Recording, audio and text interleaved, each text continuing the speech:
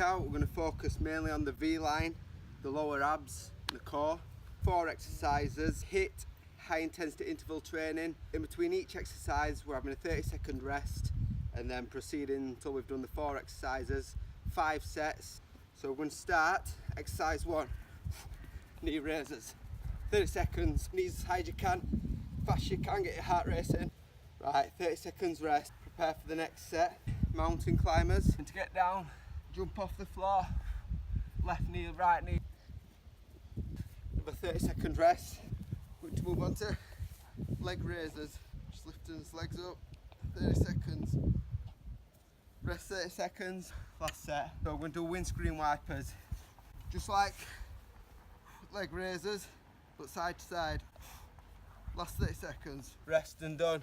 Full fat burning routine, working the lower abs and core, get that V-line,